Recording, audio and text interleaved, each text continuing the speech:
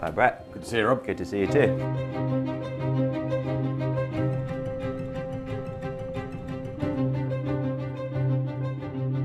When you're ready, tell us a little bit about yourself. Okay, so I guess I'm Brett Glencross. I'm the Technical Director of IFFO, the Marine Ingredients Organisation.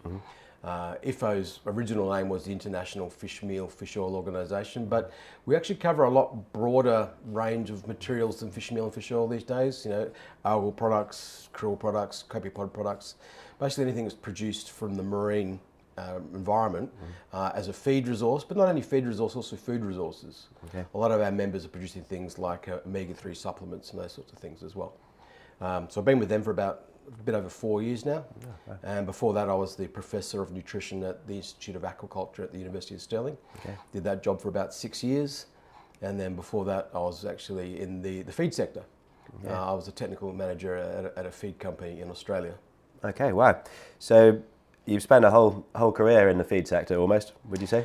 Yeah, pretty much. Moving around from, I guess it's research in either government or academic institutions to working in feed companies, to working in animal production companies, managing the feed side of things.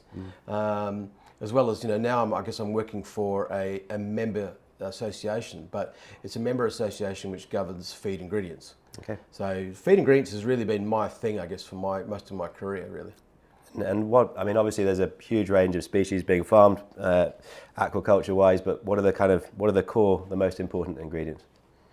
Well, I think they're all important in some respects because they each bring something different to the table. This is the important thing, is that you actually don't want to make a feed from one thing if you can avoid it, because it exposes you to a lot of risk if you do that. Yep. So ideally what you want is a range of ingredients and have reliable supply, reliable quality, reliable price. And that gives you flexibility to actually do a range of things to actually allow you to manage risk. But you know, increasingly we see feeds mainly reliant on crop products, you know, grain products, wheat, soybean, corn, sunflower, lupins, these sorts of things, and rapeseed. There's still obviously quite a significant amount of use of marine ingredients, but even the marine ingredient landscape is really changing in the last 10 years. You know, global production of fish oil and fish meal now, 40% of the base of that is actually byproducts. Right. You know, whether you're looking at the trimmings from, say, herring processing, from making kippers, or smoked mackerel, the trimmings from smoked mackerel. I mean, in Europe we don't use a lot of whole fish to make fish meal. Yeah. There's a couple of fisheries that we do, but most of it actually is processed trimmings. Okay, so in terms of the trends, you're seeing a lower inclusion of marine ingredients and generally a kind of use of more fringe marine ingredients. Well, I wouldn't even call them fringe marine ingredients. You know, the volumes we're talking about of byproducts is like in the millions of tons. Okay. You know, in fact, the annual growth we're seeing in byproduct growth is growing about 100,000 tons in production every year. So the growth we're seeing in byproduct fish meal alone is greater than that of insect meal, single cell, and algae combined every year. Right. And no one seems to be aware of it. It's just all coming under the radar. But this has been, like, I guess, a big transformation in the sector, is to say, all right, well, when you can take a fishery resource and you can actually put that into the human food chain, do that. Yeah. Because that process, usually when we process those fish, it actually still yields a product stream that we can make into marine ingredients. And often the best use of those resources is still as an animal feed, because it keeps those nutrients within our food chain. Yeah. I mean, the worst option is to put them to, you know, cogen, to burn them, or to feed them to insects, or to bury them. They're the worst options. Yeah. Yeah, no, good call. And obviously aquaculture has grown a huge amount even in your career. And I suppose it gets, you know, people are a bit concerned about the volume of ingredients it's taking up, particularly marine ingredients, but generally across the board. A lot of that growth has been down to improvements in FCRs. So it's taking less feed to grow the same amount of fish. But these days, with FCRs kind of plateauing, you know, how can we continue to grow aquaculture without using more and more resources? Well, it's going to be a bit of a constraint, because the reality is to grow an animal, you need resources. You need protein. All animals need protein to make their own protein. Animals don't make protein; they just repackage it. Plants and bacteria make new protein, and that's one option we have to actually increase global protein supply, is through the use of things like algae and single cell proteins and crop products. Now, at the moment, you know, there's around about 3.5 billion tonnes of crops grown every year, crop products. Around about 40% of that, around about 1.5 billion tonnes of crop products are used as feed to an animal. Right. So 40% of every crop that's grown on the planet is fed to an animal. Most of it goes to pigs, chickens, cattle, who are much less efficient than fish. So what we're better off doing is saying, stop feeding cattle grain, feed it to a fish instead. And then the productivity yields in that will be huge. Just by reprioritising the use. I mean, even though over the last 20 years, our average inclusion of, say, fish meal or marine ingredients in aquaculture feed used to be about 25%, turn of the century. Yeah. It's now about 9%. Now, what's changed in that is that basically the increasing growth in the aquafeed market, which is about 55 million tonnes now, we're using about 5.2 million tonnes of marine ingredients. So marine ingredient use in aquafeeds has grown by actual tonnage, but proportionally it's more than halved. It had to, because we've only got about 5 million tonnes of global supply of fish meal and about 1.2 million tonnes of fish oil. So the best option we can have is, if you're going to make that as a feed ingredient, your best option is to feed it to aqua species, because they're far more efficient than pigs or chickens or pets. And obviously, if you don't use it, then you end up wasting it. And as I said, a lot of those resources, they're coming from byproducts. We're not taking things from the human food chain for a lot of it. We're actually repurposing things which are already part of the human food chain to make sure we don't waste anything. The idea of using 100% of the fish has to be a mantra we have going forward. So what would you say in terms of feed are the limiting factors into how much aquaculture can grow?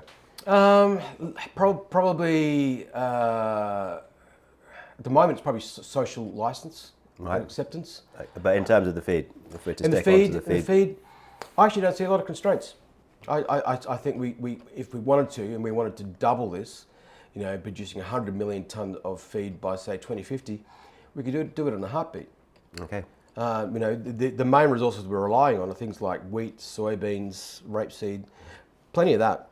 At the moment, basically, most of it's being used in pigs and poultry. Okay. We can just reprioritise it to aqua because it's more efficient. So that's not a problem. The other thing is, as aquaculture grows, of course, it's producing byproduct streams. So a lot of the growth we've seen in fish oil production and fish meal has come from salmon byproducts, tilapia byproducts, pangasius byproducts. So as aquaculture grows, marine ingredient production grows. Okay. Because it provides a resource base. Yeah. And what about alternative ingredients? Obviously, they've been very much on the agenda for the last 10 to 5 years. They've been a lot of new startups, a lot of new production coming online, but still relatively low levels. What do you see in terms of having potential there? There is low levels, and to me the critical thing to think about in the alternative ingredient, novel ingredient space, is that you need things that are what I call non-competing. So what we need is new resources on the table. I'm very supportive of the whole idea of new materials. We need more things on the table to actually formulate from. So things that actually bring new nutrients, because they're not using existing organic streams.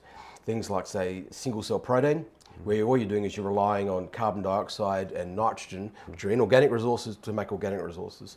Algae. Again, you're relying on inorganic sources to make organic sources. To me, they're the two big winners. Crop production. Crop production is also still growing. So between single cell protein, algae oil, crop production, we've got most of it covered. Okay. And how about in terms of sustainability? It's obviously becoming more and more of an issue. People are measuring it more, and people sort of seem to have an impression that alternative ingredients are, by definition, more sustainable. Is that always the case? Actually, by most cases, it's usually not the case. Right. If you look at, when you say sustainability means different things to different peoples, all right?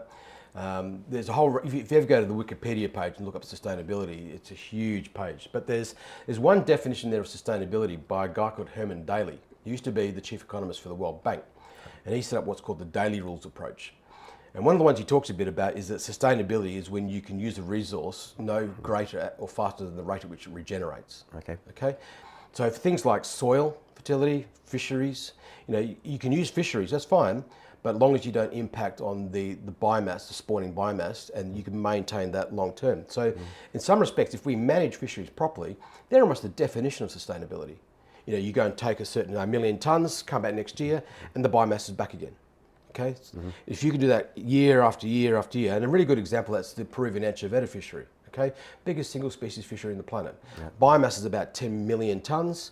We take around about 4 to 5 million tonnes of that a year. Come back next year, 10 million tonnes is back again, and we've been doing that year after year after year. We get blips in El Nino years, and when that happens, the fisheries regulators drop the quota down, but then come back next year when its conditions are better again, and they're back on.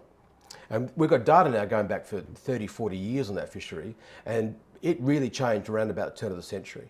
The introduction of fishing quotas, much tighter regulation around the fisheries for that, and it's really, really long-term sustainable. The evidence is so crystal clear in that. For example, Monterey Bay Seafood Watch rates that fishery green rating. And that's 40 or 50% of the entire stocks being harvested every year. Yeah, well, they do it. It's a 10 million tonne biomass, and they have 2-3 month seasons, about 6 months apart.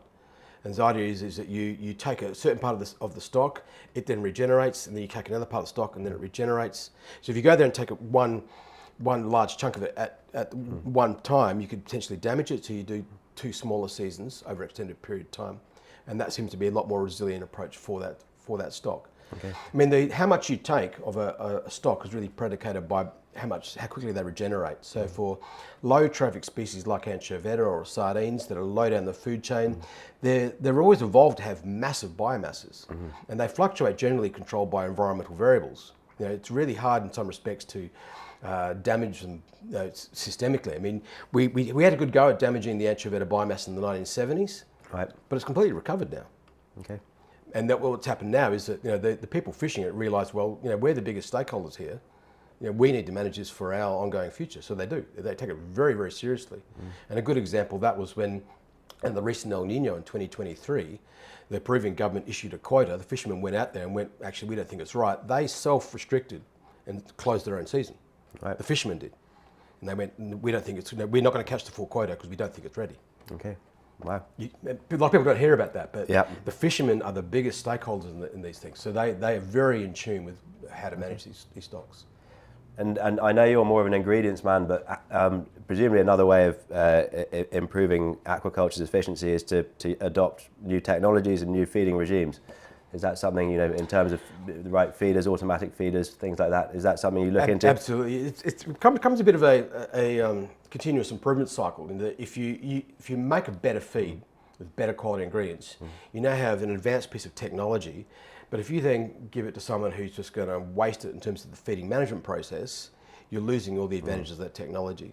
But if you can then tighten up how you manage that feed to make sure there's nothing wasted, it's fed the right amount at the right time, to the right animals under the right conditions, then you get the best out of it. And that puts pressure back on the feed design to say, well, can we make it better? So it becomes a bit of a continuous improvement cycle. And do you see that happening? Yeah, I do. Particularly with modern technology like feeding cameras and some of these digital tools now, our ability to predict what animals need and how that changes with size, conditions, health status, environment is getting better and better by the year. But is that just in the high value species, or do you see that filtering down to the, to the tilapias and of this world, the pangasiuses? It's obviously often established first in the high value species because they've got, I guess a bit more capital to play with in those spaces.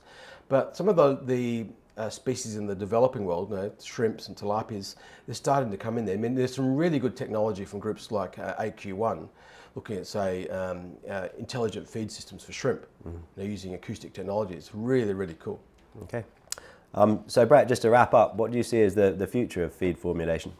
Future formulation is for me, it's clearly going to be precision nutrition. And precision nutrition is basically formulating the right nutrients at the right amount, at the right time, and delivered the right way for both needs now and the emerging needs. And what that effectively means is that when you go to feed an animal, its size is changing as it grows, its needs change.